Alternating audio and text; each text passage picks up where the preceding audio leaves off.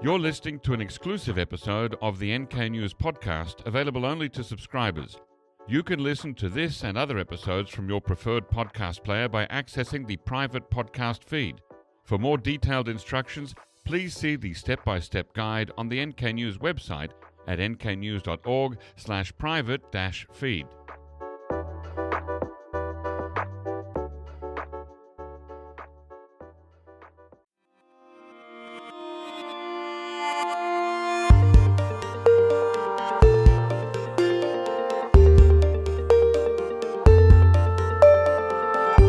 Hello listeners and welcome to the NK News podcast. I'm your host, Jacco Zwetsloot, and this episode was recorded on Friday, the 11th of April, 2025, here in the NK News podcast studio. And joining me today is a returning guest, Dr. Balazs Szalontai, who is a historian and professor at Korea University in the Division of Public Sociology and Korean Unification. He was last on this podcast all the way back in December 2019, quite a while ago. Today we're going to talk about North Korea's relationship with countries in the Middle East and North Africa.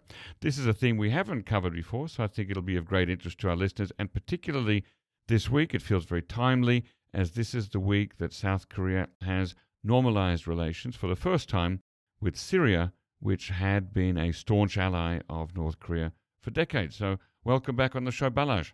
Thank you so much for the invitation. So let's start with a rare and strange moment.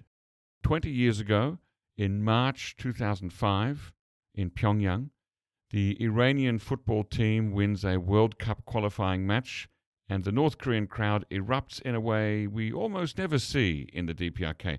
Water bottles are thrown, there is a pitch invasion, North Korean football fans are visibly angry.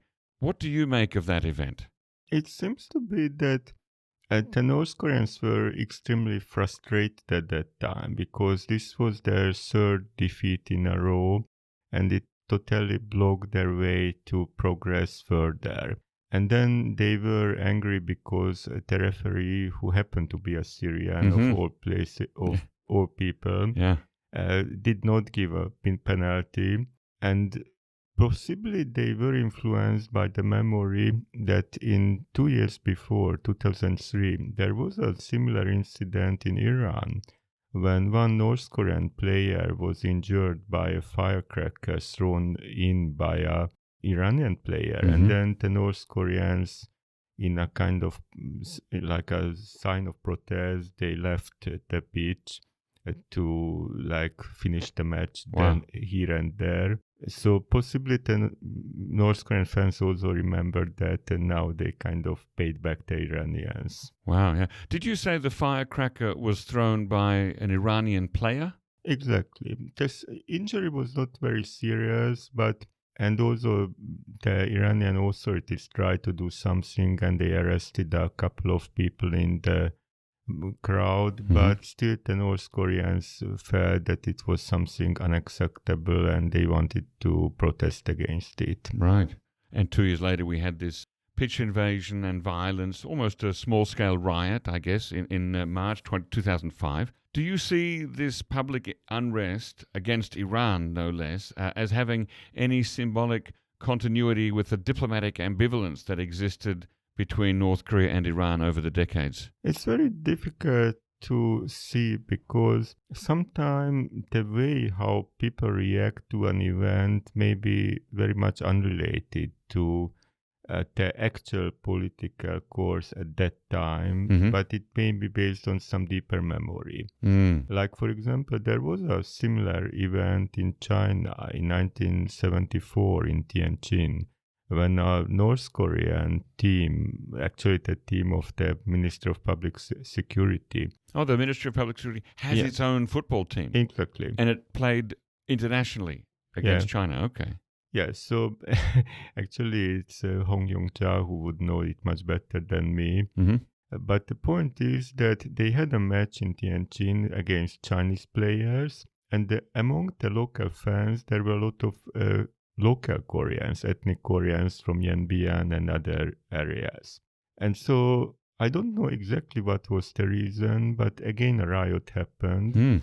And the Chinese fans were rather radical because they would first beating up the Chinese Korean fans, and then they extended it to the DPRK players who were also beaten up. Yeah. And the incident degenerated to such an extent that eventually the Chinese leadership had to apologize to North Korea. And that was at the tail end of the Cultural Revolution period. Now, this is an interesting point that apparently in the popular memory, it was much deeper, that in the years before, especially in the late 1960s, the relationship was extremely bad. And even though relations did start to improve very much in 1970, and in 74 was actually a rather high level of good cooperation. But apparently people still remember that a few years ago the Koreans were called revisionist and all that, and persecuted in the same way like Inner Mongols.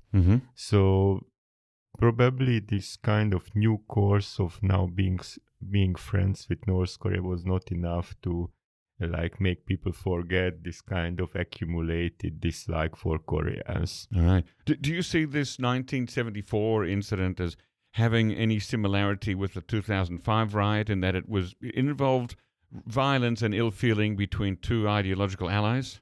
Yeah, quite so.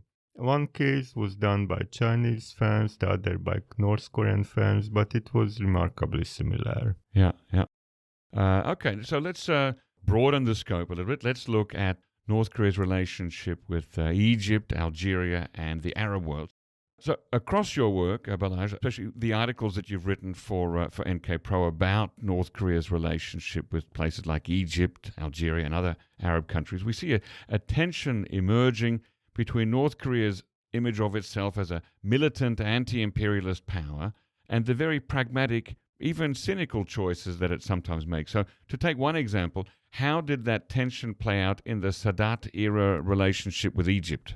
Yeah, and this is exactly a very interesting story because from the perspective of like any kind of serious radical, Sadat was doing exactly the worst thing possible because he made official peace treaty with Israel.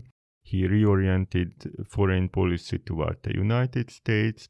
He declared the Soviet Union as no longer an ally, but actually a sort of enemy. So in any possible way, he was not fitting into the image of an anti-imperialist policy. But in the very same time, when many of the other Arab states, like Syria and Algeria and Libya, they condemned him in the harshest terms possible. And the Soviet bloc also declared that he was doing some sort of very criminal thing. In the very period when all these countries, especially of course the Arab countries, started pushing North Korea to declare that Camp David is a very wrong thing. And that's referring to the Camp David Accords of September 1978? Exactly, between Egypt and Israel. So during this period, the North Koreans consistently rejected any sort of pushing. In fact, they were being pushed from both sides by Egypt that they should approve it, and by the Syrians and Algerians and Libyans that they should disapprove it. So they kind of very tacitly expressed some sort of approval, but not too explicit.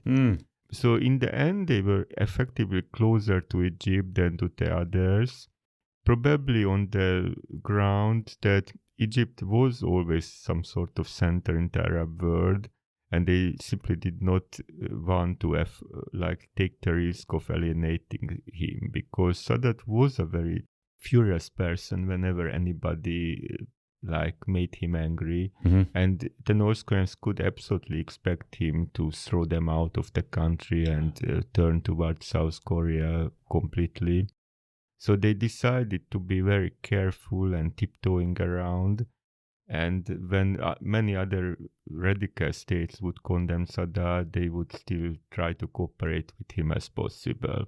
Was this a turning point in how Pyongyang approached the question of ideological purity in its foreign relations? When it comes to the Middle East, ideological purity is probably a bit difficult to apply. probably in the 1950s, when North Korea knew so little about the whole area that it was kind of suspicious of any sort of like unusual attitude. But by the approximately early 1960s, they started developing an attitude that whomever is willing to work with us, we are willing to ready to work with them. Mm-hmm. So, for example, in 1963, there was a coup d'etat in Baghdad in Iraq, and the previously rather friendly regime of Qasim was overthrown and killed by the Balazs party. And the North Koreans first reacted negatively, but not so aggressively critical like the Soviets. And then after a few months, they toned it down. And a little bit later, they tried to make peace with the Balazs on the logic that we should keep a foothold. Mm-hmm. And then the Balazs was overthrown. And then they tried to make peace with the next regime. And then the next regime was overthrown and the Balazs came back. Yep. So each time there is a turn in Baghdad, they do rather intensive efforts to keep on good terms with whomever is in charge now. Right. Now, in Northwest Africa, also known as the Maghreb, Algeria received lots of praise from Pyongyang, while Tunisia and Morocco were largely sidelined. Was that because of ideology, or were there more strategic factors at play? Curious to hear the rest? Become an NK News subscriber today for access to the full episode. Head to nknews.org/join for more information. If you're already a subscriber to NK News, you can listen to full episodes from your preferred podcast player by accessing the private podcast feed. For more detailed instructions, please see the step-by-step guide on the NK News website at nknews.org/private-feed.